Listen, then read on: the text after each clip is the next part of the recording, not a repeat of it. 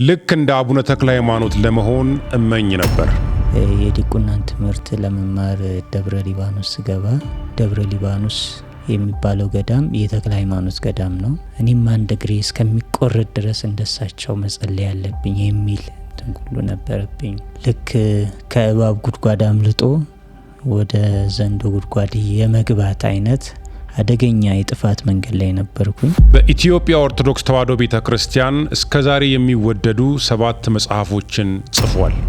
በአጠቃላይ በኦርቶዶክስ ቤተክርስቲያን ውስጥ ሳለው የጻፍኳቸው መጻሕፍቶች ሙሉ ለሙሉ ስህተት ናቸው። ሰዎችንም ወደ ስህተት የሚመሩ ናቸው። መነበብም የሌለባቸው መሸጥም መገዛትም የሌለባቸው መጻሕፍት ናቸው። ከኢትዮጵያ ኦርቶዶክስ ተዋሕዶ ቤተክርስቲያን ለምን ወጣ?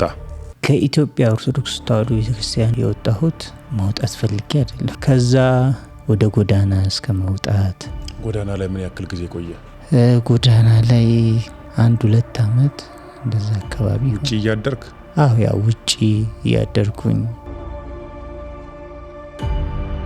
አንተ አሁን ወንጌላውያን ውስጥ ስላለ ማለት ነው ጥያቄም ጠይቀ። ግፊቱም አይደለም ወደ ክርስቶስ ያመጣ ራሱ የክርስቶስ ፍቅር ነው። ግፊቱንማ ተቋቁሜዋለሁ። በገንዘብ ነው የሄድከው ቢባል መልስ ምንድነው? የተለመደ አባባልም ስለሆነ ጌታን ሲቀበሉ አይለ ገንዘብ ብለው ነው። ለማደስ እየሰሩ ያሉ ሰዎች አሉ። ከነሱ ጋር አንድ ላይ ተቀላቅለ እንዳሰራ ያደረገ ምንድነው? እኔ አልታደስም እያለች ነው። ከነቀድሞ ማንነቴ ነው የምኖረው የምጸናው እያለች ነው። እናንተ ትታደሳላችሁ እና ጠብቁ ከማለት ይልቅ ውጡ ማለት የተሻለ ነው።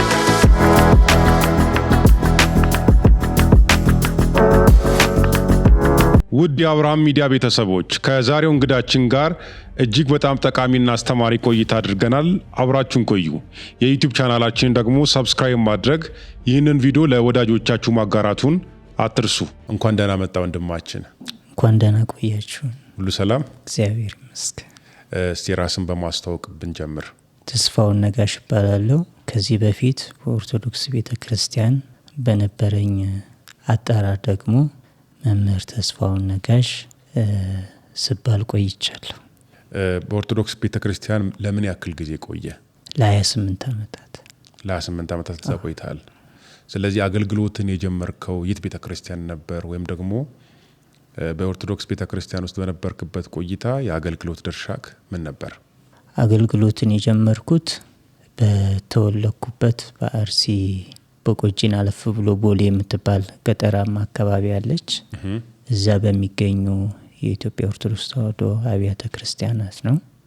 ከዚያ በኋላ ደግሞ አገልግሎቱን የበለጠ ሊያሳድግ የሚችል የቤተ ክርስቲያኒቱን መንፈሳዊ ትምህርት ከተማርኩ በኋላ እና ተገቢውን የትምህርት ምስክርነት ካገኘው በኋላ አብዛኛውን በዚህ በአዲስ አበባ ሀገረ ስብከት ነው ሳገለግል የቆየሁት። ኦኬ። ስለዚህ እዛ ቤተ ክርስቲያን ከሰንበት ትምህርት ጀምሮ ነው ማለት ነው? በአርሲው ቆይታዬ በእርግጥ ከሰንበት ትምህርት ቤት ያለፈ አገልግሎት ሊያሰጥ የሚችል የትምህርት ዝግጅት አልነበረኝም። ስለዚህ እዚያ በሰንበት ትምህርት ቤት አካባቢ እና ደግሞ ወደ ካህናቱም ጠጋ ብዬ የእነሱን አገልግሎት በመከታተል ከነሱ ጋራ በመውጣት በመውረድ እነሱን በማገዝ በእንደዚህ አይነት አገልግሎት ቆይቻለሁ። ከዛ በኋላ ወደ አዲስ አበባ የመጣበት ምክንያት ምንድነው? ከዚያ በኋላ ወደ አዲስ አበባ የመጣሁት ይሄንኑ መንፈሳዊ አገልግሎት በዛ ውስጥ የነበረውን ማለት ነው እሱን ለማሳደግ እዚህ ትምህርት ይሰጥ ስለነበረ የ4 ኪሎ ቤተ መንግስት ግቢ በሚገኘው የታካ ነገስት በዓታ ለማርያም የዳግማዊ ምኒልክ መታሰቢያ መንፈሳዊ ትምህርት ቤት የሚሰጥ መንፈሳዊ ትምህርት ስላለ የቅኔና የአዲስ ኪዳን ትምህርት ነው፣ ሌሎች ትምህርቶችም አሉ።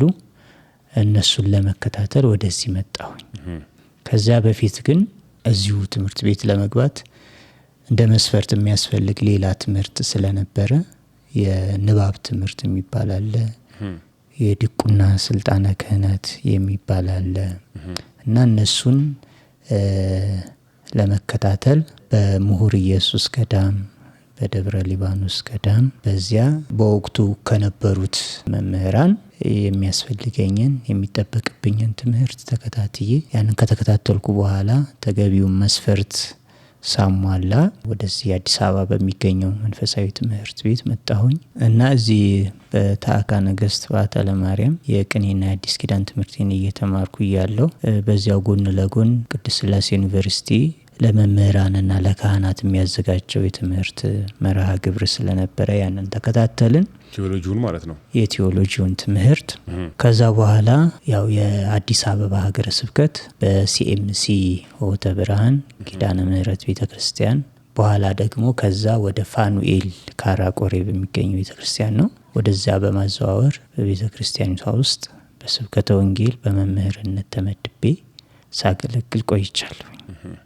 በኢትዮጵያ ኦርቶዶክስ ቤተክርስቲያን ውስጥ በነበርክበት ቆይታ በመምህርነት ከማገልገል ባሻገር የተለያዩ መጽሐፎችን እንዲሁም ደግሞ በመጽሔት ስራዎችም እንደምትሳተፍ ከአንዳንድ ወገኖች ሰምቻለሁ። እንዲሁም ደግሞ መጽሐፎችንም ላይ ሞክሬያለሁ።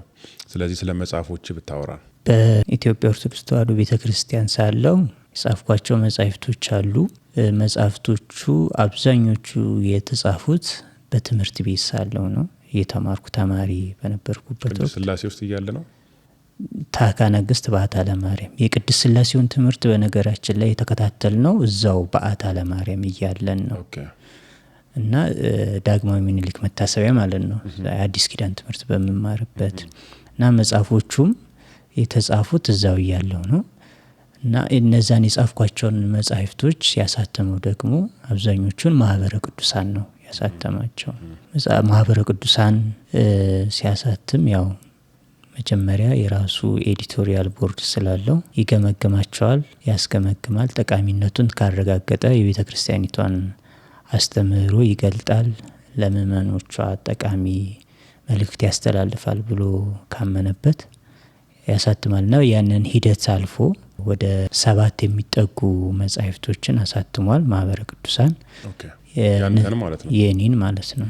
የንስሐ በር፣ የክርስቲያኖች ታላቁ ጸሎት፣ የመንግስተ ሰማያት ምሳሌዎች፣ እግዚአብሔር ንጹሕ ባህሪ ነውና ንጹሕ ነገር ይፈልጋል፣ ሴቶች በመጽሐፍ ቅዱስ የሚሉ መጻሕፍቶችን ከነዚያ መካከል ደግሞ 2ቱን ወደ ኦሮምኛ ተርጉሜ የንስሐ በር የሚለውን በልበለ ጋቢ የሚል፣ የመንግስተ ሰማያት ምሳሌዎች የሚለውን ደግሞ ፈኬኞ ተሞቱማ ዋቀዮ በሚል ተተርጉሞ እነሱንም ያሳትሟል ማህበረ ቅዱሳን። ከመጽሐፍቶቹ ውጭ ደግሞ ማህበሩ በየወሩ የሚያሳትመው የሐመር መጽሔት አለ። በዚያ የሐመር መጽሔትም ላይ በተለያዩ አምዶች ላይ የተለያዩ መጣጥፎችን በማቅረብ ቆይቻለሁ። ስማ ጽድቅ ጋዜጣ የሚባል አለ። እዛም ላይ እንደዚሁ ለግቢ ጉባኤ ተማሪዎች ደግሞ የሚዘጋጅ ጉባኤ ቃና የምትል መጽሔት አለች። ለዩኒቨርሲቲ ተማሪዎች በዚያ ላይ በዌብሳይቱ ላይ የማህበረ ቅዱሳን ዌብሳይት ላይ እንደዚህ ያሉ አሉ። በዛ ላይ የተጻፉ ጽሁፎች አሉ። ከዛ ውጪ እዛው በኢትዮጵያ ኦርቶዶክስ ተዋሕዶ ቤተክርስቲያን ስር ባሉ ከማህበረ ቅዱሳን ውጭ በሆኑ ሌሎች አሳታሚ ድርጅቶች ለምሳሌ ከዝጎራ ከእንሆ መጽሐፍት ቤት ጋር፣ ከኤማንዳ አሳታሚ ጋር፣ ኤሴቅ የሚባል መዝሙር ቤት አለ። ከሱ ጋራም እንዲሁ ሌሎች መጽሐፍቶችን አብረን ሰርተናል ማለት ነው። በዚህም ቤተክርስቲያን ውስጥ ሳገለግል ቆይቻለሁ። እንግዲህ እነዚህን መጽሐፍቶች ጽፈሃል። በተጨማሪ ደግሞ በተለያዩ ቤተክርስቲያን አገልግላል። ያንተ ኮንትሪቢዩሽን ቀላል የሚባል አይደለም። ይህን ሁሉ ካገለገልክ በኋላ ከኢትዮጵያ ኦርቶዶክስ ቤተክርስቲያን ለምን ወጣ? ከኢትዮጵያ ኦርቶዶክስ ተዋሕዶ ቤተክርስቲያን የወጣሁት መውጣት ፈልጌ አይደለም። እርግጥ የምወጣም አይመስለኝም ነበረ። እኔ በልጅነቴ በተለይ የዲቁናን ትምህርት ለመማር ደብረ ሊባኖስ ስገባ ደብረ ሊባኖስ የሚባለው ገዳም የተክለ ሃይማኖት ገዳም ነው። ስለዚህ ስለ ተክለ ሃይማኖት በስፋት የሚነገርበት ገዳም ነው። ከተክለ ሃይማኖት ጋር የተያዘ የራሱ የሆነ ታሪክ ያለው ስፍራ ነው እና ሁላችንም እንደ አባታችን እንደ ተክለ ሃይማኖት መሆን እንፈልግ ነበረ። እኔ በተለይ እንደዛ በጣም ውስጤ እንደዛ ይፈልግ ነበረ። ተክለ ሃይማኖት አንዱ እግራቸው እስከሚቆረጥ ድረስ ቆመው የጸለዩበትን ስፍራ እዛ ያሉ በገዳሙ ያሉ መነኮሳት ያስጎበኙን ነበርና ልክ ያንን ስፍራ ስናይ እኔም አንድ እግሬ እስከሚቆረጥ ድረስ እንደሳቸው መጸለይ ያለብኝ የሚል ሁሉ ነበረብኝ። በኋላ ደግሞ ከትጋታቸው ከተጋድሏቸው የተነሳ ክንፍ ተሰጥቷቸው ወደ ሰማይ በረው ከመላእክቱ ጋር ከ24ቱ ካህናተ ሰማይ ጋር ሆነው የእግዚአብሔርን ዙፋን እንደሚያጥኑ እንደዚህ ሁሉ የሚነገሩ አሉ፣ ታሪኮች አሉ። በገድሉም በሌሎችም ይነገራልና እንደዛ የመሆን ህልም ነበረኝ። ይሄ ነገር የሚያሳይ ምንድን ነው? በዛ ውስጥ የመጽናትን በዚያው የመኖርን ምኞት የሚያሳይ ነበር። ነገር ግን ያው አልሆነም። ያልሆነበት ምክንያት አንዱ የአስተዳደራዊ እርምጃ ነበር። እኔ ሳገለግል በነበረበት በፋኑኤል ቤተ ክርስቲያን በዛ የተላለፈ አስተዳደራዊ እርምጃ ነው። እኔ ለአገልግሎት እዛም እያገለገልኩኝ በተለያየ ጊዜ ወደ ክፍለ ሀገር ለአገልግሎት እንወጣ ነበረ እና ለአገልግሎት ስወጣ ግን እዛ አስተዳደሩን ፈቃድ እየጠየቅኩ ነው የምወጣው። ፈርሜ ምን ብዬ በዚህ ጊዜ ወጣለሁኝ፣ በዚህ ጊዜ እመለሳለሁኝ የሚለውን ነገር ተግባብተን አስፈቅጄ ነው የምወጣው። የተሰጠኝን የፈቃድ ጊዜ ግን በተደጋጋሚ አሳልፍ ነበረ። ከተባለው ቀን በላይ ነው። ከተባለው ቀን በላይ ለምሳሌ ቤኒሻንጉል ክልል ካማሺ የሚባል አካባቢ እዛ በስፋት እንሄድ ነበረ። እዛ ሄደን የተለያዩ አብያተ ክርስቲያናት ህንጻዎች እንሰራለን። እስረኞች ቤት ገብተን እንላለን። እዛ ያሉ ሰዎችን በተቻለ መጠን ያው ወደ ኦርቶዶክስ ሃይማኖት እንዲመጡ ከሌሎች ወንድሞችና እህቶች ጋር ጥረት እናደርጋለን እና እዛ ስንሄድ ያለው ሁኔታ የሚያቆይ ነው። ግዴታ እንድትቆይ ያደርግሃል።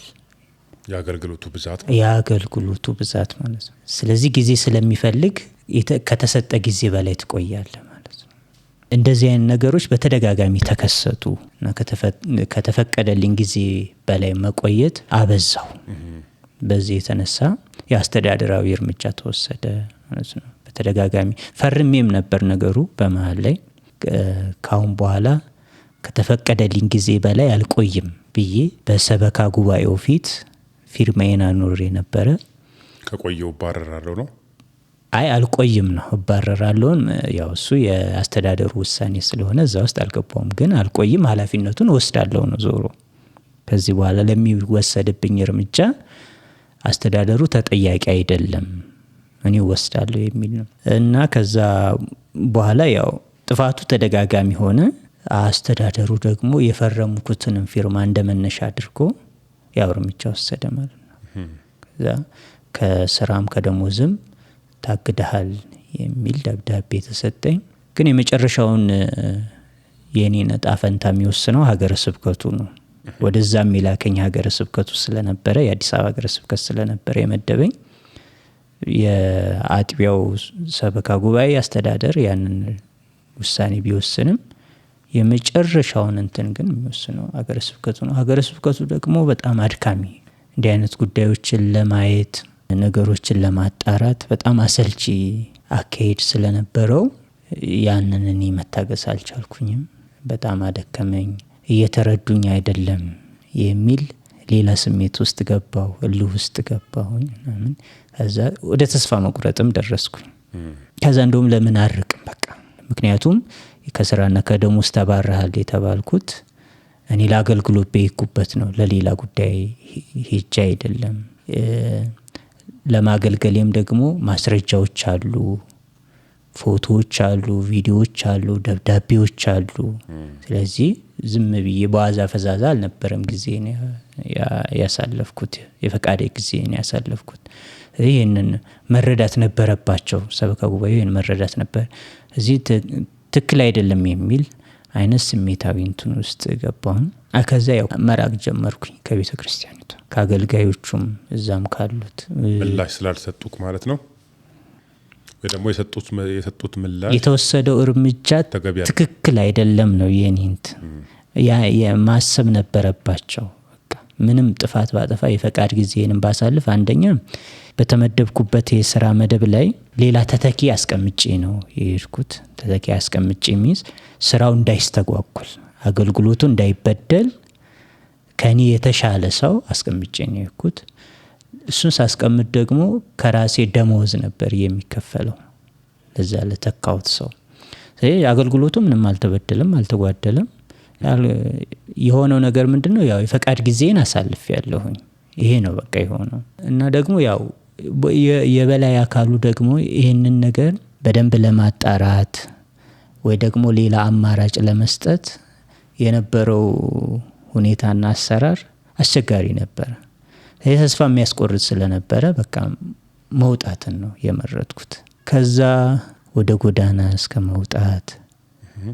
ጎዳና መውጣት ማለት ያው ከዛ ስትወጣ ደሞዝ ይቋረጣል፣ ቤት ኪራይ የምትከፍለው አይኖርህም፣ የምትበላ አይኖርህም። ስለዚህ ችግረኛ ነው የምትሆነው። ከዛ በኋላ ያው በየመሃሉ የሚያገኙኝ ወንድሞች አሉ። በእርግጥ ጎዳና ላይ ምን ያክል ጊዜ ቆየ? ጎዳና ላይ 1-2 አመት እንደዛ አካባቢ። ውጪ እያደርክ? አዎ ያው ውጪ እያደርኩኝ አንዳንድ ጊዜ ደግሞ ቀድሞ አውቃቸው የነበሩ ሰዎች ቤት ወደ እነሱ እየገባው እንደዚህ ወጣ ገባ እያልኩኝ ብቻ አብዛኛውን ግን ያው ውጪ እያደርኩኝ ነው። ውጪ እያደርኩኝ እንደዛ አሳለፍኩኝ። በዚህ ጊዜ ውስጥ ከቤተ ክርስቲያኒቱ ኃላፊነት ያላቸው ሰዎች መጥቶ የመጠየቅ አንተን ቪዚት የማድረግ ከእንደገና ወደ ኦፊስ ጠርተው የማማከር ነገር አልነበረም? እሱኛው የመጣበት ስቴፕ አለ። በእርግጥ አሁን ከዚህ በኋላ ምንድነው በመሃል ላይ ያገኙኝ ወንድሞች ነበሩ። ግን ያው ነገሩ ተስፋ አስቆራጭ ስለነበረ አብዛኞቹ ደግሞ አቅም ያላቸው አይደሉም። አሁን የሚያገኙኝ የነበሩ ወሳኙ አካል ወሳኙ ባለስልጣን እንደዚህ አይነት ነገሮችን ለማስተናገድ ይቸገር ነበር። አይ እንደዚህ ተገፍቶ ነው እንደዚህ ማንም የለውም ተቸግሯል የሚሉ ሀሳቦችን ለማስተናገድ ያን ያህል ፈቃደኛ አይደለም። እና ይፈለጋል እንደውም በእንደዚህ አይነት ምክንያት የሚገኙ ክፍት የሥራ ቦታዎች ይፈለጋሉ ሰው ለማስገባት በዛ ከዛው ጋር ተያይዞ ደግሞ የሚገኙ ጥቅሞች ስላሉ። ስለዚህ ያው የሚያገኙኝ ሰዎች እንኳን እያዘኑ የግል ገዛ ነው ሲያደርጉልኝ የነበረው። ከዛ በኋላ እኔ ምንድነው ያደረኩት ሊስትሮ መስራት ነው ያደረኩት። ያው ግለሰቦች ሲያገኙኝ በሚያደርጉልኝ ገዛ ከዛው ጋር ደግሞ ለመተዳደር እንደዛ አደረኩኝ። ግን ምንድነው እስካሁን ድረስ ሊስትሮ ለመስራት እስከወጣሁበት ጊዜ ድረስ ማለት ነው ያው የቤተ ክርስቲያኒቷ ፍቅር ከውስጥ ያልጠፋም ነበር። የሃይማኖት ፍቅር ከውስጥ ያልጠፋም ነበር። ሳስብ እንኳን የነበረው ምንድነው ቤተ ክርስቲያን በደለችኝ ወይ ሃይማኖቱ ችግር አለበት እንደዛ አይነት ነገር ሳይሆን በእኔ ላይ እርምጃ የወሰዱት ሰዎች ችግር አለባቸው፣ እነሱ ናቸው የተሳሳቱት የሚል ሀሳብ ነበር በውስጤ ሲመላለስ የነበረው። ከዛው ጋር በተያያዘ ያው የተለያዩ ሚዲያዎችም ያን ዘግበውታል። ፋስት መረጃም ላይ ወጥቷል እንደዚሁ ቻናል 7 ኢትዮጵያም ላይ ይሄ ነገር ተዘግቦ ነበረ። ልክ እዛ ላይ ሲወጣ የሀገረ ስብከቱ እኔን ኮንታክት ማድረግ ጀመረ። እንመልሳለን በቅርቡ ናይሶ ነገር ብሎ የተወሰነ የማበረታቻ ገንዘብም ተሰጥቶ የነበረ እና የሊስትሮ ስራውንም እንዳቆም ያ ደግሞ ቤተ ክርስቲያኒቷን እንደማሰደብ አይነት ነገርም ሌላ ስዕል በቤተ ክርስቲያኒቷ ላይ እየተፈጠረ ነው የሚል አይነት ምክርም ተግሳጽም ያለበት ሀሳብ ቀረበልኝ። እሺ ብዬ ያቀረብኩኝ። በመሃል ላይ ይሄ የኦሮሚያ ጳጳሳት ሹመት ምናምን የሚባል ነገር ተነሳ። ግርግሩ ተነሳ።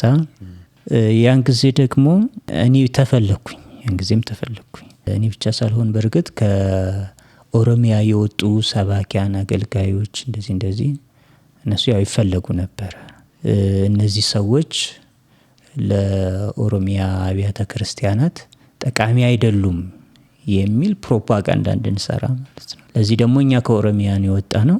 ያንን ፕሮፓጋንዳ ለማሰራት ከሚፈለጉ ሰዎች መካከል አንዱ ነበር። ያው እንትን አለን ዞሮ ያን 3 ቀን ጥቁር አስለብሰው እንደዚህ አይነት ነገር የተካሄደ እንትን ነበር። የተቃውሞ አይነት ዝግጅት፣ ጾም፣ ጸሎት እንደዛ ነገር ነበረ።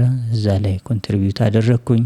ያንን ግን ኮንትሪቢዩት ሳደርግ ምንድነው ስባል የነበረው በቃ ትመለሳለህ፣ እንዲህ አድርግ፣ ትክክል አለመሆናቸውን እነሱ ግለጽ፣ እንመልሳለን አንተን ተባለ። እንደ ጥሩ አጋጣሚ ደግሞ የተቆጠረው ከነዚያ ገወጥ ጳጳሳት ከተባሉት መካከል አንዱ እኔን ከስራ ያገደኝ ሰው ነበር እና አባ ገብረ እግዚአብሔር ይባላል። በአርሲ ሀገረ ስብከት ላይ ተሹሞ የነበረው ጳጳስ ነው። እሱ እዛ በእኔ በምሰራበት በካራ ቆሬ ፋኑኤል እንግዲህ ሰበካ ጉባኤውን ሰብስቦ እንዲህ አይነት እርምጃ ይወሰድበት ብሎ በራሱ ማህተብ በራሱ ቲተር ውሳኔ ያስተላለፈ ሰው ነበረ። ስለዚህ ያ ደግሞ ለነሱ ጥሩ እንትን ነው። ይኸውና እኔንም እንኳ አግዶኛል እንደዚህ አይነቱ ሰው፣ ስለዚህ አትቀበሉት አይነት ነገር እንዲባል ጥሩ አጋጣሚ ፈጥሮላቸው ነበረ። ያ ነገር እንትን ተባለ። ለጊዜው ጥቅም ላይ ዋለ። ያ ፕሮፓጋንዳ የሆነው ሁሉ ጥቅም ላይ ዋለ። ለኔ ግን ምንም የጠቀመኝ ነገር አልነበረም። እንመልሳለን ተባልኩኝ፣ አልተመለስኩኝ። ስለዚህ ይሄም ራሱ የሚፈጥረው ሌላ የስሜት ስብራት አለ ከዛ ለመውጣት። ሌላኛው ደግሞ እዛ ውስጥ እያለው አንድ የጻፍኩት መልእክተ ዮሐንስ የተሰኘ መጽሐፍ አለ። እዚህ መጽሐፍ ላይ የተነሳ ጥያቄ ነበረ። ዮሐንስን በተመለከተ እኔ አርፏል፣ ሞቷል የሚል ሀሳብ ያለው ጽፌ ነበረ። ይህንን ደግሞ ቤተክርስቲያኒቷ አታምንም። ለህዝቡ የምትናገረው እንደዛ ብላ አይደለም። ለምሳሌ የዮሐንስ ቤተክርስቲያን አለ፣ ፒያሳ አካባቢ ያለ ወልደ ነጎድጓድ ዮሐንስ ቤተክርስቲያን የሚል ጥር 4 ታከብራለች ዓመታዊ ክብረ በዓሉን። እዛ ላይ ስታከብር ምን ብላ ነው? ዮሐንስ አርጓል፣ ተሰውሯል ብላ ነው የምታከብረው። እኔ ደግሞ አርጓል ተሰውሯል ሳይሆን መከበር ያለበት በዓሉ አርፏል ሞቷል ተብሎ ነው መከበር ያለበት። ይሄ ደግሞ ምንም ነውር የለውም። ሌሎች ቤተክርስቲያኒቷ የምታከብራቸው ሌሎች ቅዱሳንም አሉ አርፈዋል ሞተዋል ብላ የምታከብራቸው ላይክዛት። ይህንንም እንደዚያ ብላ ማክበር ትችላለች። ዶክመንቶችም የሚያሳዩት ያንን ነው። ለምሳሌ ዮሐንስን በተመለከተ ገድለ ሐዋርያት የሚባል መጽሐፍ አለ።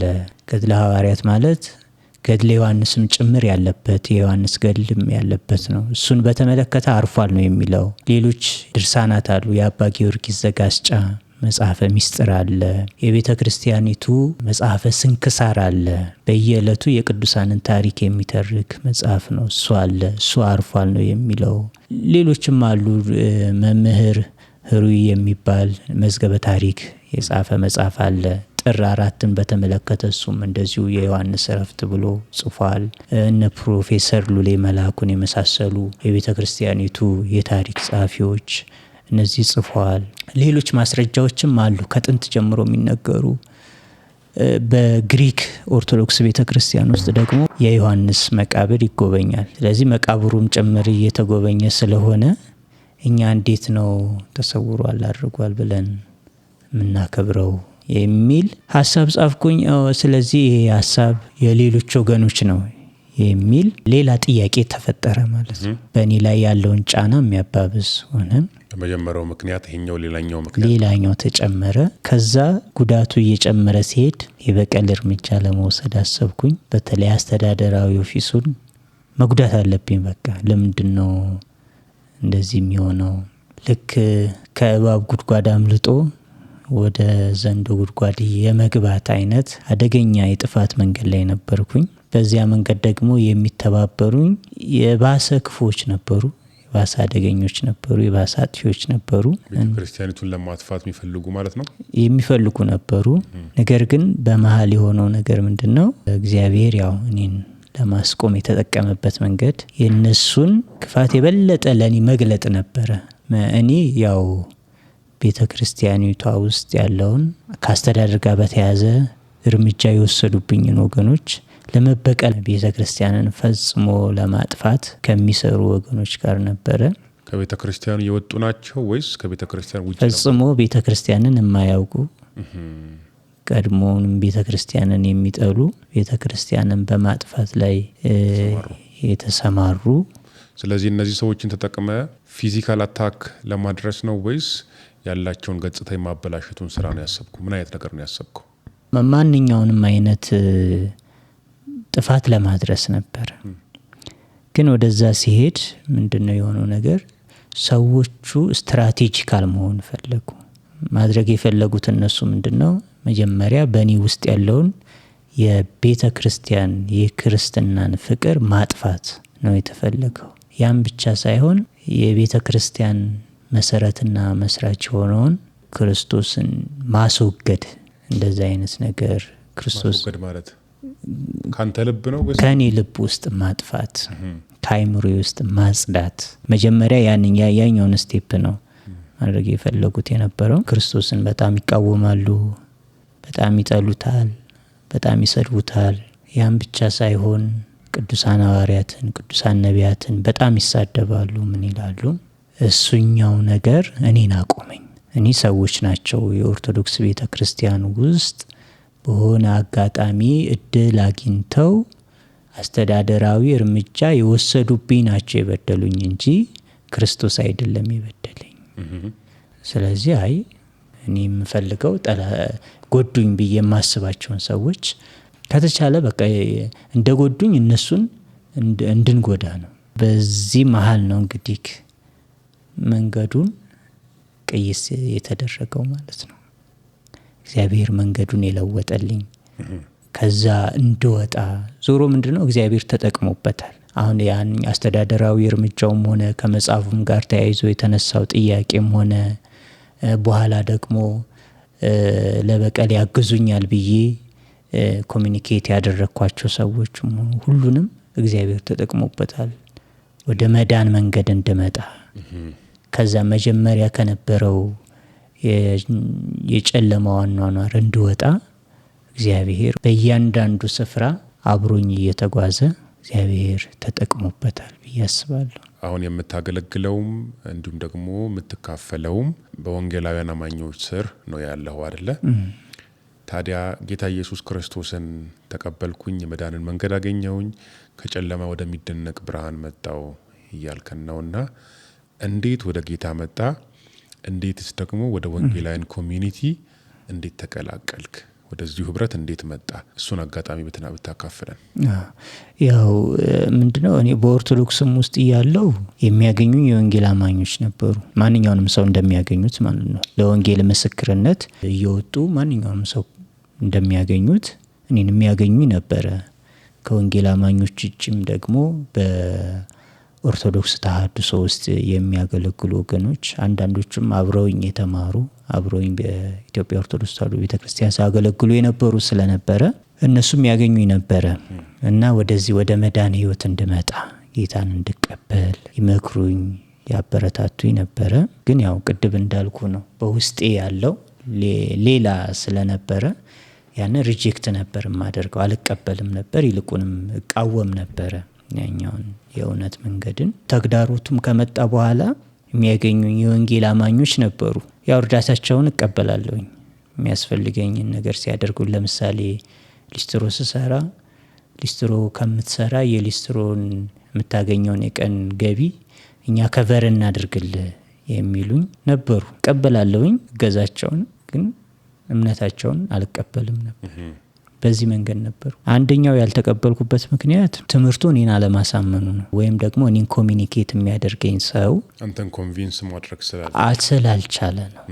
ይሄ ደግሞ በብዙ ዘንድ የማየው ነገር ነው። አንደኛው ለምሳሌ ስለ ኦርቶዶክስ ይናገራሉ። ስለ ኦርቶዶክስ እኔ በደንብ የማውቀው ነገር አለ። በደንብ ሳየው ስመረምረው አብዛኛው የስሚ ወሬ ነው የሚነገረው። ከሆነ ነገር ላይ ይሰማል ወይ በሆነ መንገድ ትንሽ ነገር ያነባል፣ ያንን ይዞ ኮንታክት ያደርጋል። እኔ ደግሞ በደንብ አውቀዋለሁኝ። ስለዚህ ያ ነገር አለመጣጣም ሲፈጠር ምንድነው በውስጥ ይሳስብ የነበረው ይሄ ውሸታም ነው አይነት ነገር፣ ሰውየውን ውሸታም ነው፣ የሚነገረው ነገርም ውሸት ነው የሚል ሀሳብ በውስጤ በጣም ስለነበረ ለመቀበል ይቸገር ነበር። በኋላ ግን እንዳልኩ ክርስቶስ ሲሰደብ፣ ክርስቶስ ደቀ መዛሙርት ሲሰደቡ በውስጤ የማላውቀው የተዳፈነ የክርስቶስ ፍቅር ተገለጠ ማለት ነው። እና እሱ እኔን ከፍተኛ የልብ መሰበር ውስጥ ከተተኝ። እሱ ለጌታዬ እንድገዛ አደረገኝ። ከዛ በኋላ ጥያቄ መጠየቅ አቆምኩኝ። ከዛ በኋላ የሚሰጠው ትምህርት እውነት መሆኑ ገባኝ። ፕሮቴስታንት ውስጥ የሚሰጠው ትምህርት ማለት ነው። የሚሰጠው ትምህርት መጽሐፍ ቅዱሳዊ መሆኑ ገባኝ። እስከዚያ ድረስ ግን የነበርኩበት ትምህርት ስህተት መሆኑ እሱን ነገር ያው መንፈስ ቅዱስ በራሱ መንገድ የራሱ ሂደት አለው፣ ፕሮሰስ አለው። በአንድ ጊዜም ባይሆን በሂደት እየገለጸልኝ የነበረውን ድፍርስ ነገር እያጠራልኝ በብርሃን ላይ ብርሃንን እያሳየኝ ሲመጣ በዚህ መንገድ ጌታን ለመቀበል ወሰንኩኝ ማለት ነው። አዎ የኢትዮጵያ ኦርቶዶክስ ቤተክርስቲያን ውስጥ ኢየሱስ ክርስቶስ አይሰበክም ወይ? ኢየሱስ ክርስቶስ እንደሚያድንስ አይነገርም ወይ? የኢየሱስ ክርስቶስ ጌትነት አይሰበክም ወይ? ፕሮቴስታንቱ ጋር ምን ልዩ ነገር አገኘ? ምን ልዩ የመዳንን እውቀት አገኘ? በኢትዮጵያ ኦርቶዶክስ ቤተክርስቲያን ውስጥ ኢየሱስ ክርስቶስ አይሰበክም የሚል እንደዛ አይነት አረዳድ የለኝም። ኢየሱስ ክርስቶስ ይሰበካል። ነገር ግን ከሱ እኩል አሁን ሌሎችም የሚያነሱት ሌሎች ወንድሞችና እህቶችም ከዚያ የሚወጡት እንደሚያነሱት ከሱ እኩል ሌሎችም የሚሰበኩ ነገሮች አሉ። መሰበክ የሚገባው ኢየሱስ ክርስቶስ ሲሆን ሳለ ስብከት የማይገባው ሌላ ተሰባኪ ግን አለ። እሱኛው ደግሞ ምን ያደርገዋል? ያንን ሊሰበክ የሚገባውን የክርስቶስን ወንጌል ያደበዝዘዋል። ያንን የመዳንን እውቀት ያፈዘዋል። አጥርተክ እንዳታይ ያደርጋል።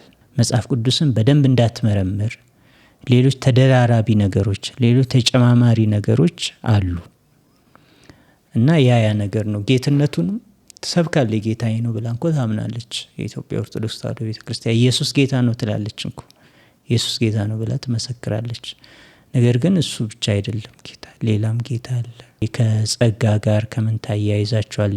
የጸጋ ጌትነት ነው፣ የጸጋ አምላክነት ነው፣ የጸጋ አክብሮት ስለሚገባቸው ነው። እንደዚህ የሚባሉ ሰው ሰራሽ ምክንያቶች እየተፈጠሩ በብቸኝነት ለጌትነቱ መገዛት ሲገባ ሌሎች ጌቶችንም መደራረቧ ያው እሱ ነገር ሙሉ ለሙሉ በክርስቶስ አዳኝነት ታምናለች ለማለት ከባድ ይሆናል።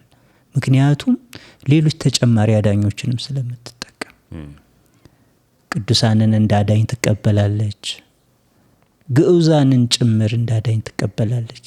ለምሳሌ ዕፀ መስቀል፣ የመስቀል እንጨት እሱን እንዳዳኝ የመቁጠር እንደ ቤዛ የመቁጠር ዕለታትን ጭምር እሁድን መድኃኒት ብላ መጥራት፣ ገዳማትን እነዛን ነገሮች ያድናሉ፣ የመዳን ምክንያት ይሆናሉ ብላ በማሰቧ እውነተኛውንና ትክክለኛውን መድኃኒት በአግባቡ እንዳትረዳና እንዳትቀበል ያደርጋታል። ወደ ወንጌላውያኑ ስንመጣ ደግሞ ጥርት ያለ ነገር ነው። መጽሐፍ ቅዱስ እንደሚለው ሐዋርያው ጳውሎስ እንደሚናገረው የሚሰበከው የተሰቀለው ክርስቶስ ነው። የሚሰበከው የሚያድነው አዳኙ ኢየሱስ ነው። ሌላ አይሰበክም። ይሄ አንዱ ወደ ጠራ መረዳት እንድትመጣ ይረዳል ማለት ነው። አዎ ይህን ጥያቄ የምጠይቅበት ምክንያት ስላለኝ ነው። ከኢትዮጵያ ኦርቶዶክስ ቤተክርስቲያን አንደኛው የወጣበት ምክንያት ኦርቶዶክስ ቤተክርስቲያን ውስጥ ኢየሱስ ጌትነቱ ይሰበካል፣ አዳኝነቱ ይሰበካል።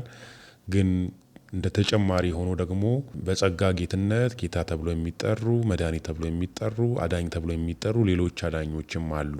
ብቸኛ አይደለም ኢየሱስ የሚል ነው። ይህንን ለማደስና ይህን ለማስተካከል ደግሞ ታድሶውያኑ የኦርቶዶክስ ታድሶ ውስጥ ያሉ ወንድሞችና እህቶች ህብረት አላቸው። ተጨመሩት እነሱ አድኑም የሚያድነው ክርስቶስ ኢየሱስ ብቻ ነው፣ ቤተክርስቲያን ወደዚህ እውነት መመለስ አለባት፣ ወደ መጽሐፍ ቅዱስ እውነት መመለስ አለባት ብለው ለማደስ እየሰሩ ያሉ ሰዎች አሉ።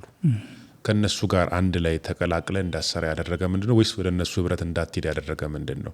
አንተ አሁን ወንጌላውያን ውስጥ ስላለ ማለት ነው ጥያቄ ምጠይቀ። እኔ አንደኛ ያው በቅርበት ያገኘሁት እነዚህ መሆኔ ነው። በእርግጥ በቅርብ ርቀት እነሱንም የኦርቶዶክስ ተሐድሶውያንንም አገኛለሁ። ሌላኛው ዋነኛው ምክንያት ግን ምንድነው? እኔ የኦርቶዶክስ ቤተክርስቲያን ትታደሳለች የሚል እምነት የለኝም በግሌ። የሚደክሙ አሉ፣ አንዳንድ የሚታዩ ፍሬዎችም አሉ። ይሄ የማይካድ ሀቅ ነው። ግን ቤተክርስቲያኒቷ እንኳ ለመታደስ ፈቃደኛ መሆን አለባት። መጀመሪያ እኔ አልታደስም እያለች ነው። ከነቀድሞ ማንነቴ ነው የምኖረው የምጸናው እያለች ነው። ስለዚህ እኔ ሙሉ ለሙሉ ትታደሳለች የሚል እንትን የለኝም፣ እምነት የለኝም። እናንተ ትታደሳላችሁ እና ጠብቁ ከማለት ይልቅ ውጡ ማለት የተሻለ ነው። ከዛ ካሉበት አንዳንድ ጊዜ እንደውም እንደሚባለው እዛም ውስጥም ከሆነ ዋናው ጌታ ማግኘታቸው ነው፣ በጌታ ማመናቸው ነው። እንደዚህ የሚባሉ ሀሳቦችም ይነሳሉ። እንደዛ ሊሆን አይችልም። በጌታ ካመነ በጌታ ከሚያምኑት ጋር ነው ህብረት ማድረግ የሚያስፈልገው። መለየት ያስፈልጋል፣ መቀደስ ያስፈልጋል። ማመን ብቻውን በቂ አይደለም። ለዚህ ለመቀደስ ደግሞ አንዱ ከዛ ከነበሩበት አማኞች ያልሆኑ ወገኖች ከነበሩበት ህብረት መውጣት ነው። የወንጌላውያንንም ህብረት የመረጡት ከዚህ አንጻር ነው። ስለዚህ በኦርቶዶክስ ቤተክርስቲያን ውስጥ ያሉ ሰዎች በኢየሱስ ክርስቶስ አዳኝነት ስላመኑ አይድኑም ብለህ ታስባለህ?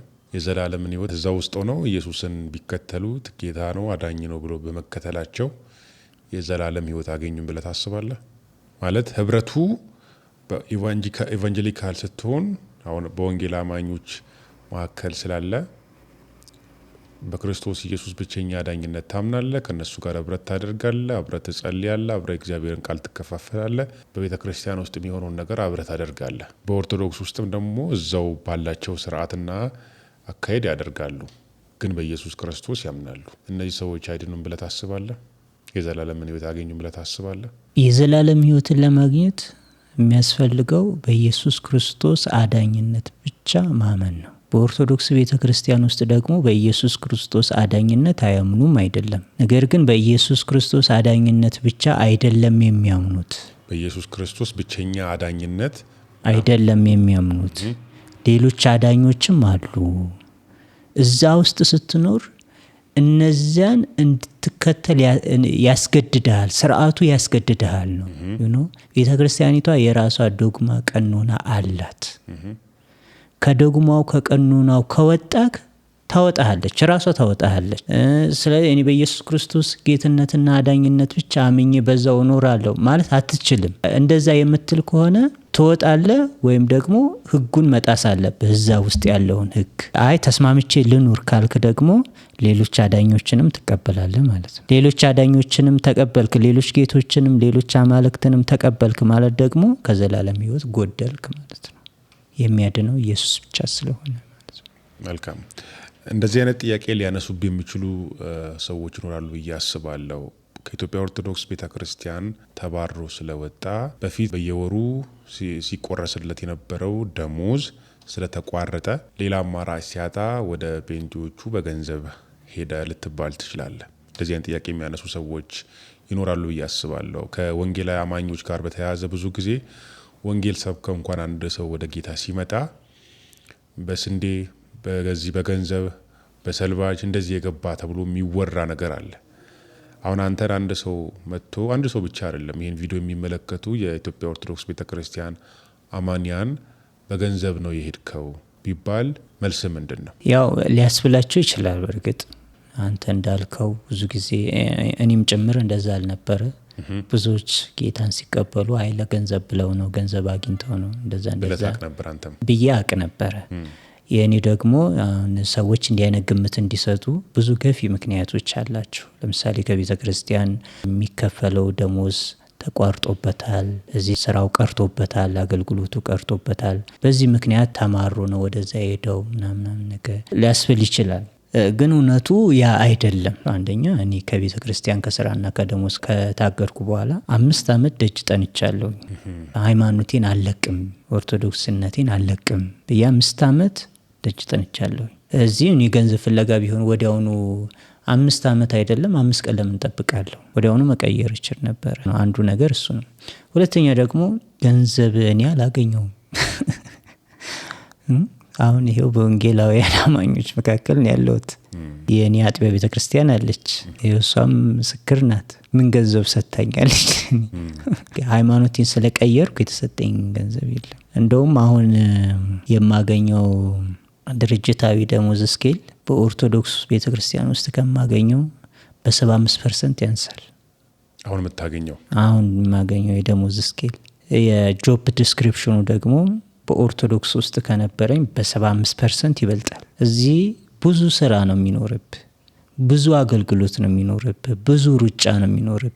ገንዘብ ግን አታገኝም። መከራ ነው የሚኖርብህ፣ ስደት ነው የሚኖርብህ።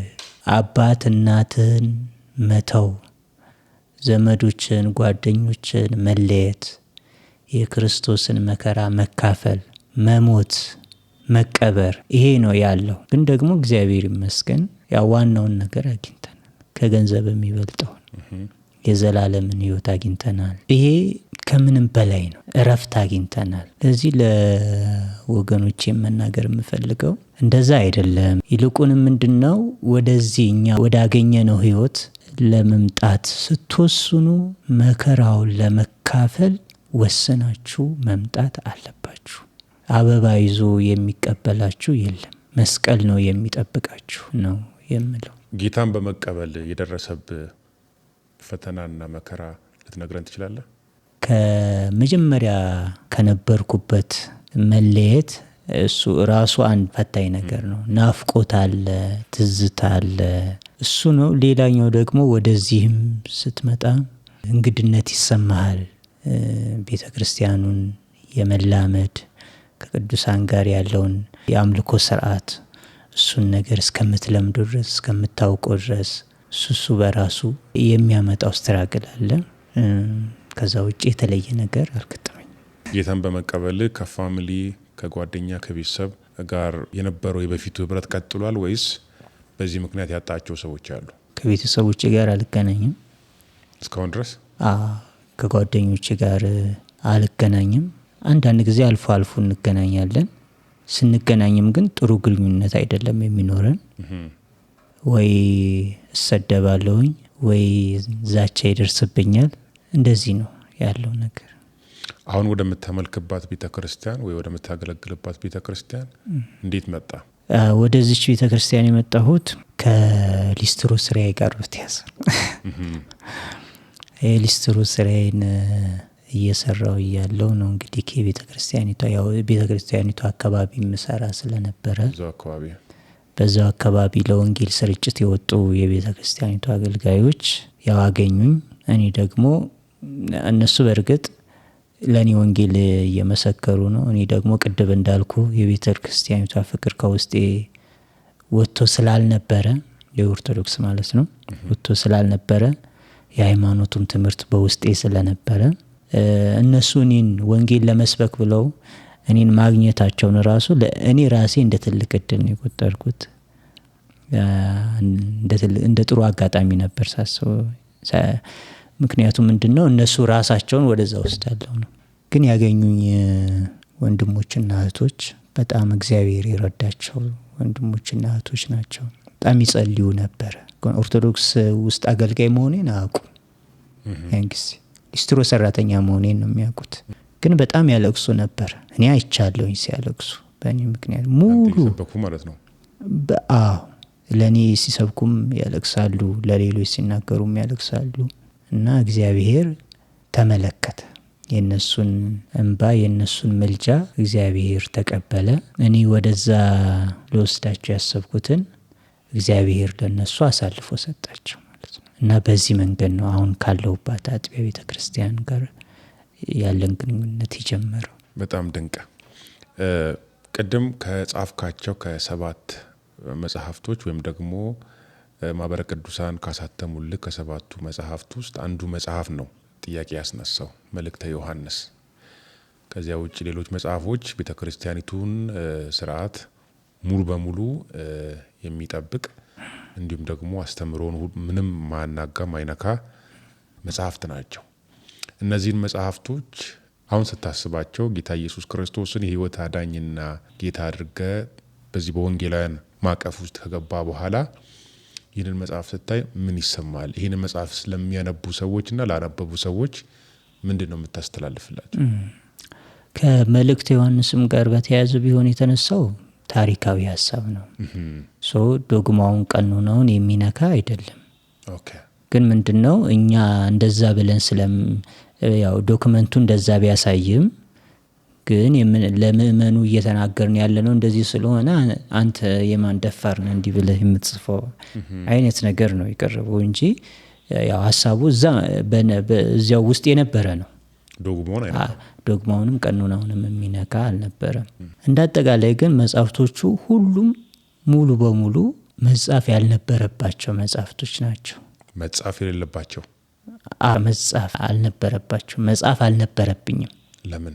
ያው እንዳልኩ ነው። ቅድም ያነሳናቸው ሐሳቦች አሉ ከመዳን ጋር በተያያዘ ዋናው መዳን ነው፣ የሰው ልጅ መዳን ነው። ዋናው የዘላለም ሕይወት ነው።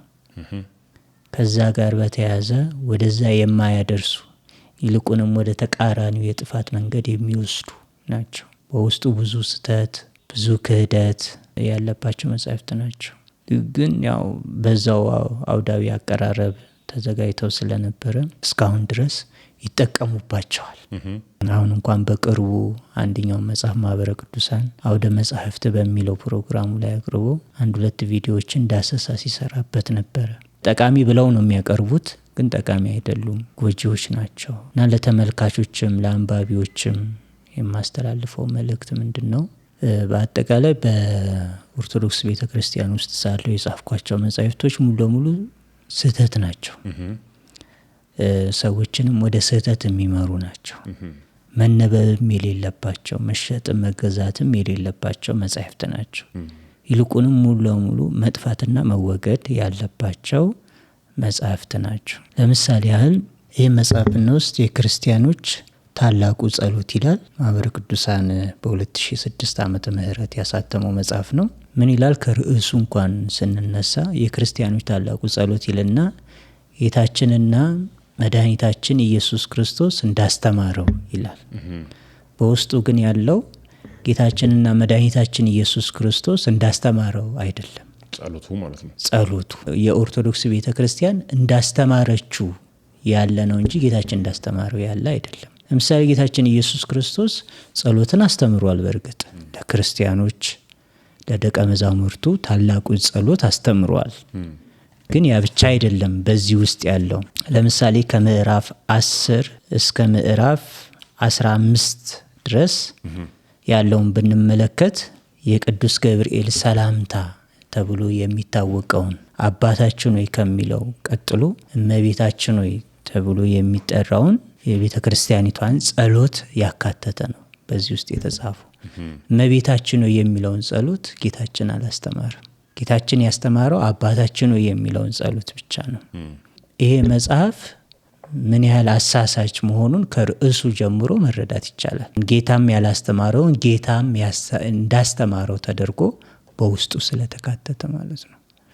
እና እንደዚህ ዝርዝር ሀሳቦቹ በውስጡ ያሉትን እሱን እንኳን ትተን ከርዕስ ስያሜው ጀምረን ብንመለከት እንደዛ ነው።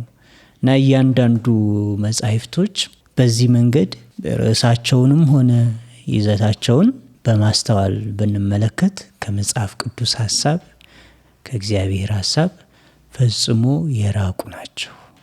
አዎ። ስለዚህ በአጠቃላይ አንተ የጻፍኳቸው መጽሐፍቶች በቤተ ክርስቲያን ውስጥ በኦርቶዶክስ ቤተ ክርስቲያን ውስጥ እያሉ የጻፍኳቸው መጽሐፎች ሰዎችን በስህተት መንገድ እንዲቆዩ እንዲሁም ደግሞ ወደ ስህተት መንገድ የሚያመራቸው መጽሐፍ ነው እያልክ ነው። ከዚህ ጋር ተያይዞ አንድ የምጠይቅ ጥያቄ፣ ከዚህ በፊት ከኦርቶዶክስ ተዋሕዶ ቤተ ክርስቲያን ወጥቶ ተሐድሶ ውስጥ የነበረ መጋቢ ብሉ አመረ የሚባል ሰው አንድ የጻፈው መጽሐፍ ነበር። መዳን በሌላ በማንም የለም ብሎ መዳን በክርስቶስ ኢየሱስ ብቻ እንደሆነ የሚያሳይ መጽሐፍ ነው። መጽሐፉን በጊዜው ገዝቻለሁ፣ በጣም አንብቤዋለሁ፣ ወድጄዋለሁ። እግዚአብሔርንም ስለሱ አመስግኛለሁ። ግን ከጊዜ በኋላ ወደ ኢትዮጵያ ኦርቶዶክስ ተዋሕዶ ቤተክርስቲያን ደግሞ ሲመለስ መጽሐፉን ደግሞ ርዕሱንም ቀይሮ ውስጡን ኮንተንቱን ኤቭሪቲንግ ተቀይሮ ሌላ መጽሐፍ ሆኖ ወጥቷል። እና ከአንድ እምነት ወደ ሌላ እምነት ሲቀይር የጻፈው መጽሐፍ ሌላ ነው። ከዛው ደግሞ ወደ ቤቱ ከእንደገና ወደ ኦርቶዶክስ ሲመለስ ደግሞ መጽሐፉን ወደ መቀየር መጥቷልና ያንተም ከዛ ጋር ሊያያዝ ይችላል። አይመረንኮ ያደረገው ይመስለኛል። መጽሐፉንም የጻፈው በመጽሐፉን ስለጻፈም አይመስለኝም። ከዛንኩ የወጣው ከዛ ከወጣ በኋላ ይመስለኛል መጽሐፉን ራሱ የጻፈው ከኦርቶዶክስ ከወጣ በኋላ ይመስለኛል። በእርግጥ ትምህርቶችን ያስተምር እንደነበር መረጃው አለኝ። እርግጠኛ አይደለሁኝም። ግን መጽሐፉን መዳን በሌላ በማንም የለም የሚለውን መጽሐፍ ግን የጻፈው ከኦርቶዶክስ ተወግዞ ከወጣ በኋላ ይመስለኛል። ስለዚህ ግን መመለስ ፈለገ። ወደ መጀመሪያው መመለስ ሲፈልግ ኦርቶዶክስ ከክርስቶስ ውጪ መዳን የለም የሚለውን ትምህርት አትቀበልም። ብቸኛ አዳኝነቱን ብቸኛ ቤዛነቱን አትቀበልም። እዚህ ከኦርቶዶክስ ጋር ለመኖር ግዴታ እሷ የምትለውን የምታምነው መቀበል አለብክ። እዚህ አይመራውን ተመልሶ እዛ ውስጥ ሲገባ አማኝ በሆነበት ጊዜ የጻፈውን መጽሐፍ ትክክል አይደለም ቢል አሁን ሲክድ ይሄ ምንም እንትን ሊል አይችልም፣ ሊያስገርም አይችልም። እኔ ግን አሁን አማኝ ሆኜ ነው ወደ እምነት መጥቼ ነው። እዛ በነበርኩበት ይሄ ከአንዱ ቦታ ወደ አንዱ ቦታ ስለሄድክ የምትቀይረው ሀሳብ አይደለም፣ እንደዚ አይነት ሀሳብ አይደለም። ስህተት ነበረ ነው እዛ የነበረው ቶታሊ ስህተት ነበረ። እዛም ውስጥ ብትሆን ከዛም ውስጥ ብትወጣ ስህተት ነው። ስለዚህ አሁን ወደ ትክክለኛው መረዳት ስመጣ ያ ስህተት መሆኑን ተረዳሁት። ስህተት መሆኑን ብቻ ሳይሆን እኔ ራሴ አሳሳች እንደነበርኩ ገባኝ። ንስሐ ገብቻለሁኝ። በዚህ ምክንያት እግዚአብሔር ምህረት አድርጎልኛል። ሰዎችም ምህረት እንዲያደርጉልኝ፣ ኦርቶዶክሳውያንም ይቅር እንዲሉኝ እና ከዛ ከሚያሳስቱት መጻሕፍቶችም እንዲጠበቁ። ከሰሞኑን አንድ አዲስ ቆንጆ መጽሐፍ ይዘህልን እየመጣ እንደሆነ ሰምቻለሁ። የመዳን እውቀት ከመጽሐፍ ቅዱስ አንጻር የሚል መጽሐፍ። ስለሱ መጽሐፍ ብትነግረን። አንተ እንዳልከው ቆንጆ መጽሐፍ ነው። እግዚአብሔር የሰጠኝ መጽሐፍ ነው ብዬ አስባለሁኝ። በመንፈስ ቅዱስ እገዛ የጻፍኩት መጽሐፍ ነው ብዬ አስባለሁኝ። ርዕሱ የመዳን እውቀት ከመጽሐፍ ቅዱስ አንጻር ይሰኛል። ይሄ ለሁሉም የሚጠቅም መጽሐፍ ነው። ዳኑትም ላልዳኑትም እንደ መማሪያ እንደ ማስተማሪያ የሚሆን መጽሐፍ ነው። መጽሐፉ ላይ ያው እኔ በመጽሐፍ የራሴን አስተዋጽኦ አበርክቻለሁኝ። ደግሞ ሌሎች ወንድሞችና እህቶችም በአርቶት ውስጥ ጥሩ እገዛና ተሳትፎ አድርገዋል። ለምሳሌ በአርቶቱ ላይ ጋሽ ሰለሞን ከበደ በኢንተርናሽናል ባይብል ሶሳይቲ የአፍሪካ ዳይሬክተር የነበሩ የአዲሱ መደበኛ ትርጉም መጽሐፍ ቅዱስን የትርጉም ስራውን በመምራት ያገለገሉ የመሰረተ ክርስቶስ ቤተ ክርስቲያን ደግሞ መስራች ከነበሩ አንጋፋ መምህራን መካከል አንዱ ናቸው። እሳቸውም ይህን መጽሐፍ በማረም ከፍተኛ አስተዋጽኦ አበርክተዋል። እንዲሁም ደግሞ የተስፋ አቃቢያን እምነት መስራች የሆነው ከክርስቲያናዊ ቅበተ እምነት ጋር በሰፊው የሚታወቀው ዶክተር ተስፋዬ ሮበሌ እሱም ከፍተኛ ስራ ሰርተዋል። በአርቶቱ ላይ የቤተ ክርስቲያን ታሪክ ተመራማሪው፣ የማህበረ በኩር አስተባባሪው፣ የጮራ መንፈሳዊ መጽሔት ዋና አዘጋጁ መምህር አግዛቸው ተፈራ እጅግ በጣም ከፍተኛ የአርቶቱን ስራ ሰርቷል። እንዲሁ ደግሞ የመሰረተ ክርስቶስ ቤተ ክርስቲያን አካዳሚክ ዲን መምህር ይመኑ አድማስ፣ ሌሎችም አሉ።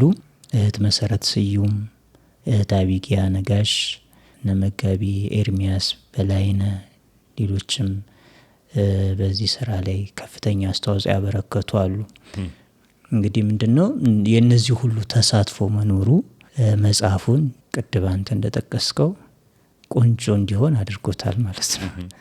ጥሩ ጠቃሚ እንዲሆን መጀመሪያ የነበረው የሚያሳስትና የሚያጸጽት ስራ እንዳይደገም ልክ እንደ ርዕሱ የመዳን እውቀት እንዲገኝበት ሆኖ ተሰርቷል። ሌላኛው ይሄ መጽሐፍ ለለቡ መሰረተ ክርስቶስ ቤተ ክርስቲያን ባለ 5 ወለል ህንፃ ማሰሪያ ለዚያ ድጋፍ እንዲውልም ያው የበኩራት ስጦታ ሆኖ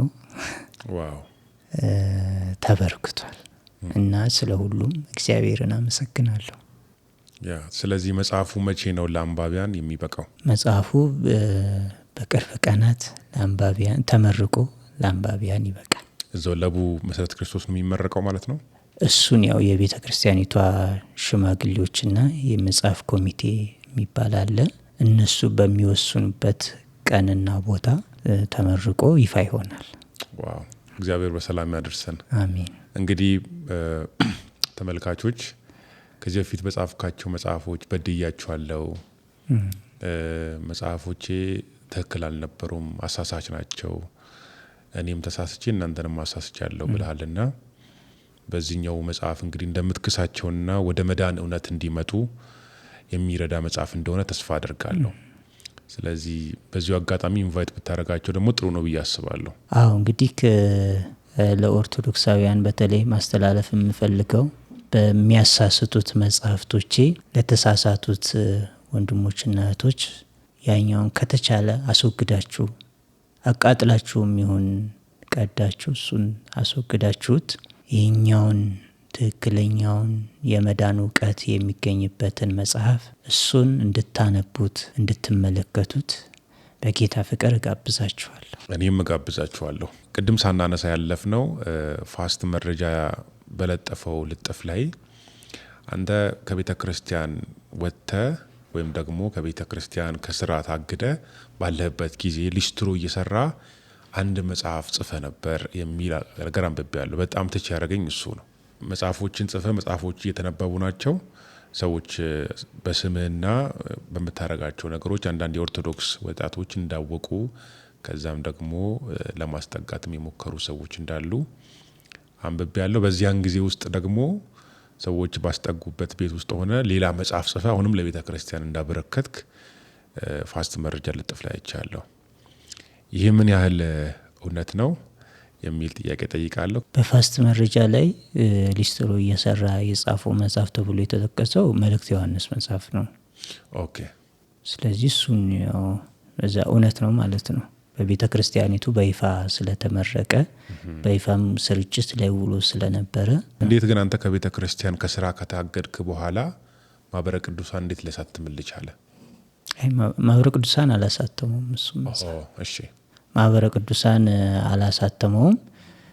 ማህበረ ቅዱሳን አልተቃወሙም፣ አላሳተመውም። ያው በውስጡ ያለው ከዮሐንስ ጋር በተያያዘ በተነሳው የክርክር ሀሳብ ግን የማህበረ ቅዱሳን መጽሐፍ ተተችቷል። ማህበረ ቅዱሳን ዮሐንስ አድርጓል፣ ተሰውሯል ብሎ ጽፏል። ስለዚህ ትክክል አልጻፈም የሚል ሀሳብ ውስጡ ተነስቶ ነበረ። እንዴት የእኛን መጽሐፍ ሂስ ያደርጋል የሚል አይነት አስተሳሰብ ያው ሲሰነዘር ነበረ።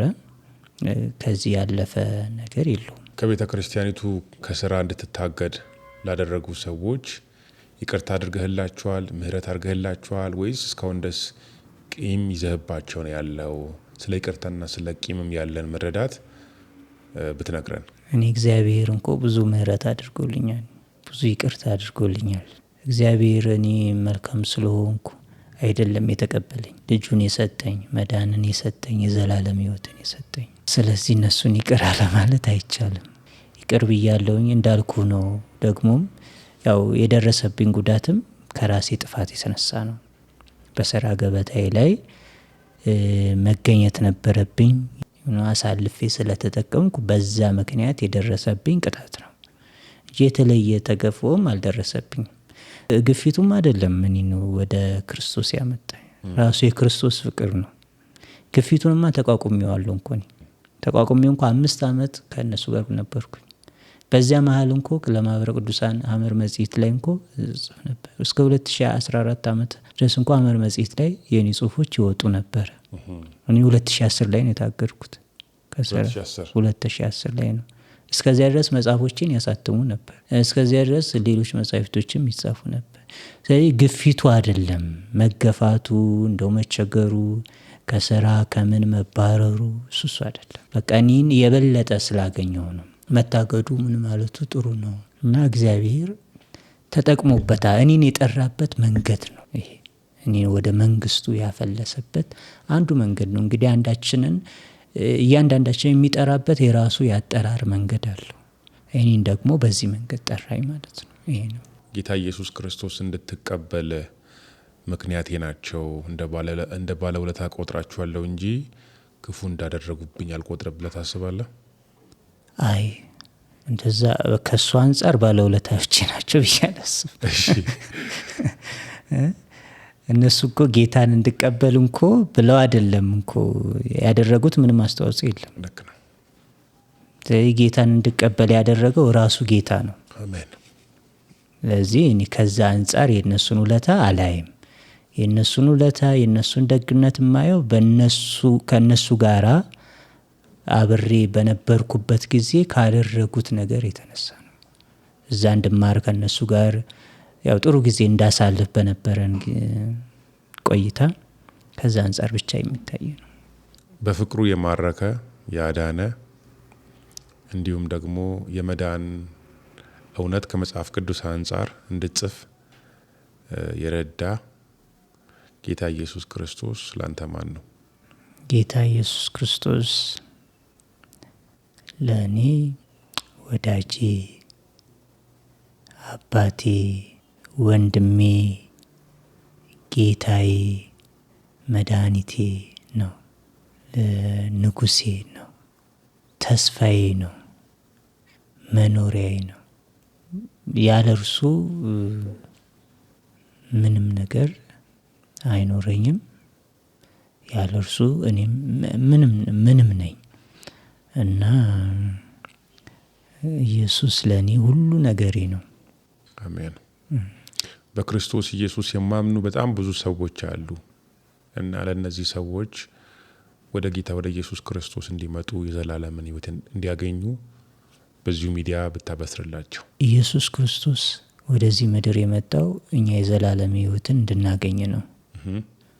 እግዚአብሔር አባቱ አብ ወደ ምድር የላከው እኛ የዘላለም ሕይወት እንዲኖረን ነው።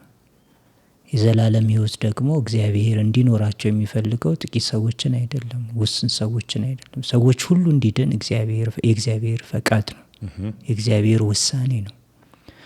ስለዚህ ለመዳን ደግሞ የዘላለም ሕይወትን ለማግኘት በክርስቶስ ኢየሱስ ማመን ያስፈልጋል። እርሱ የእግዚአብሔር ልጅ መሆኑን፣ እርሱ ራሱ ደግሞ እግዚአብሔር መሆኑን፣ ከእግዚአብሔር ጋር በባህሪ በክብር የተካከለ አንድ መሆኑን፣ እርሱ ብቸኛው የሕይወታችን ቤዛና አዳኝ መሆኑን ማመን፣ በባህሪ አምላክነቱ ማመን። እግዚአብሔር ለእኛ እሱን ሰጥቶናል፣ በጸጋ ሰጥቶናል። ከእኛ ደግሞ የሚጠበቀው በእምነት እርሱን መቀበል ነው።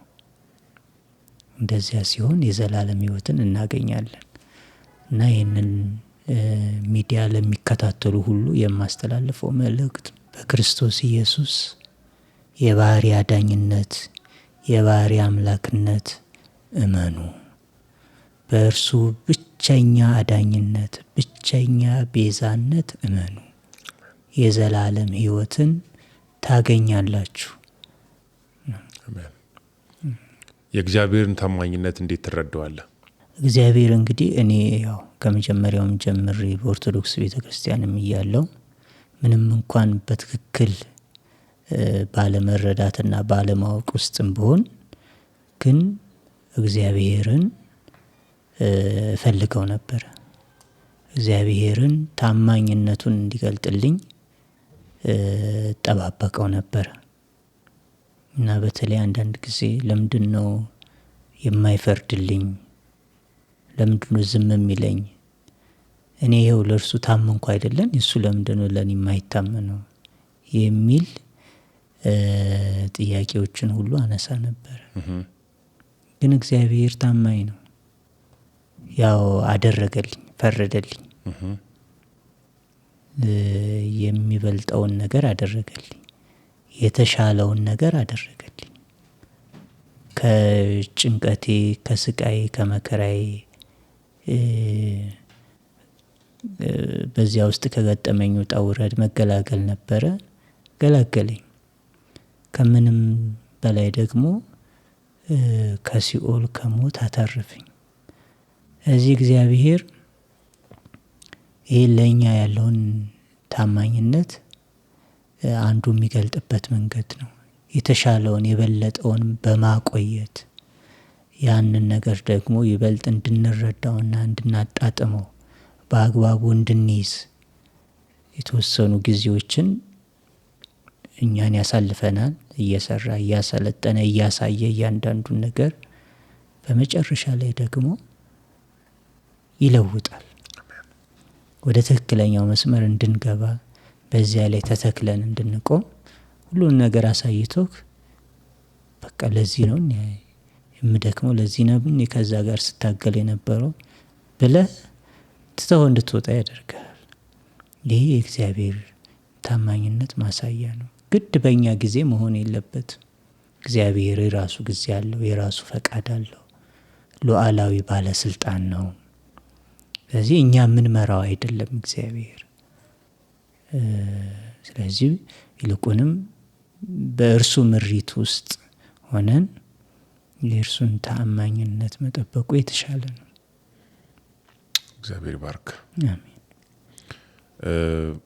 ወንድሜ ተስፍሽ በጣም አስደናቂ የሆነውን ህይወት ምስክርነት ስላጋራህን እንዲሁም ደግሞ ይህንን ምስክርነት ልታጋራ የእኛን ሚዲያ ምርጫ ስላደረግ እጅግ አድርጌ ላመሰግን ወዳለሁ። እግዚአብሔር አምላክ ያክብርልኝ። እኔም በጣም አመሰግናለሁ። እግዚአብሔር አገልግሎታችሁን ይባርክ። አሜን። ቴንክ ዩ